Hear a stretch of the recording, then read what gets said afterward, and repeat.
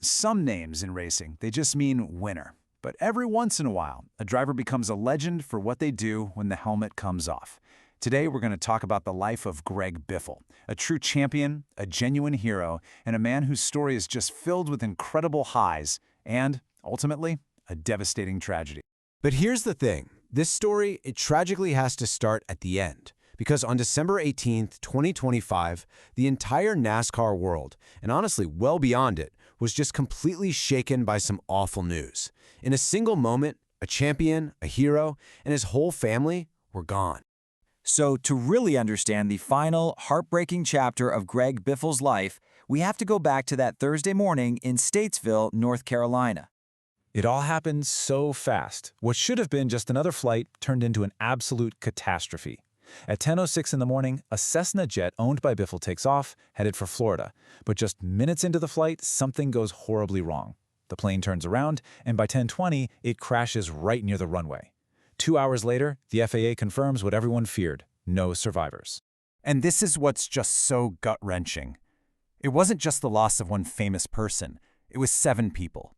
It was Greg Biffle, his wife Christina, their 14-year-old daughter Emma, and their little 5-year-old son Ryder. With them were a family friend, Dennis Dutton, and his son Jack, along with Craig Wadsworth, who was also a familiar face in the garage. An entire circle of family and friends, just gone. So what do we know so far? Well, the initial reports paint a pretty grim picture. The plane was a Cessna jet, registered to Biffle's own company. And the weather was not good. Cloudy, rainy, really low visibility. Upon impact, the plane was just engulfed in a massive fire, which made any kind of rescue impossible. Right now, the NTSB and the FAA are leading the investigation, but it's probably going to take months before we get any official answers. But to really feel the weight of this loss, you have to understand the incredible life Greg Biffle built. On the racetrack, the man was an absolute legend. 19. Just think about that number for a second. That's how many times Greg Biffle parked his car in victory lane in NASCAR's top series, the Cup Series. Over 16 seasons, he was always there, always a threat, always a guy you had to worry about on Sunday. And here's what really puts him in a class of his own. He won championships in 2 different major NASCAR series, the Truck Series and what we now call the Xfinity Series. He's one of only 3 drivers in history to ever do that. I mean, that just tells you everything you need to know about his pure talent and versatility. So how did a guy from Vancouver, Washington get his big break in a sport dominated by the Southeast? Well, this quote from the legendary team owner Jack Roush says it all. He pretty much admits, "I didn't even know who this Biffle guy was." But Hall of Famer Benny Parsons just kept insisting he give him a look. Roush trusted Benny, and that trust launched one of the most successful partnerships in NASCAR history.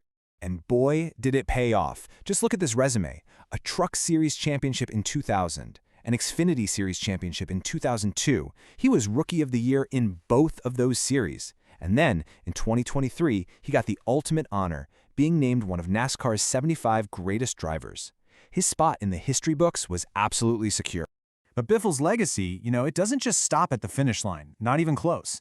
In his later years, he became famous for something completely different, being a hero in the sky. And listen to how Biffle himself saw it. He said, "The feeling you get when you win that race, that's the feeling you get when you're able to help people in need." Just let that sink in. For him, saving someone's life was the ultimate checkered flag. So that really makes you wonder, right? What flips that switch in a guy who's wired to be a fierce competitor? What turns a racer into a rescuer? Well, for Biffle, the answer came in the chaotic aftermath of a massive natural disaster. Back in 2024, when Hurricane Helene just tore through western North Carolina, Biffle didn't just write a check. Nope.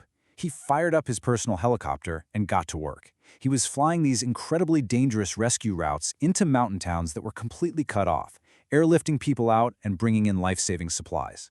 He used his huge social media following to get the word out, and he got praised by everyone from the governor to U.S. senators for his courage. By every single measure, the man was a hero.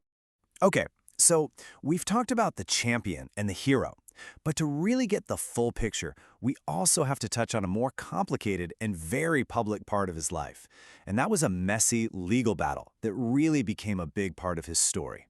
So back in 2018, Biffle was sued by his ex-wife for invasion of privacy. And here's the core of it, right? Biffle's side said he put in security cameras because he thought household staff were stealing from him, but his ex-wife claimed that secret cameras in the master bedroom and bathroom were an illegal invasion of her privacy. The jury's first decision was, well, it was a real head-scratcher.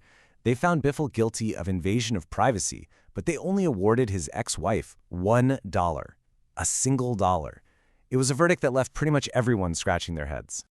But that $1 wasn't the final word. Not even close.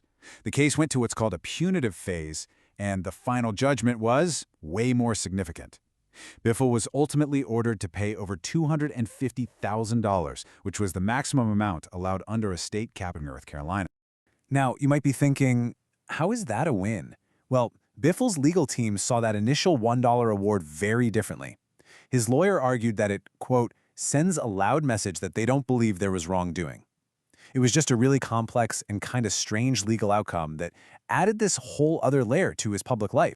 So when you put it all together, the incredible career, the heroic rescues, the public controversy, how is the racing world choosing to remember Greg Biffle now that he's gone? Take this tribute from Jeff Gordon, another Hall of Famer.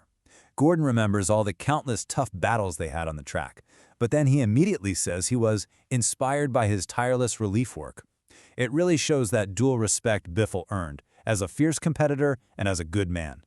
And you start to see a pattern here. Tony Stewart, another giant of the sport, says pretty much the same thing. Biff was a hell of a driver on the track, but an even better man off it. This was the common theme in almost every tribute, that as great as he was with a steering wheel, his character was what really stood out.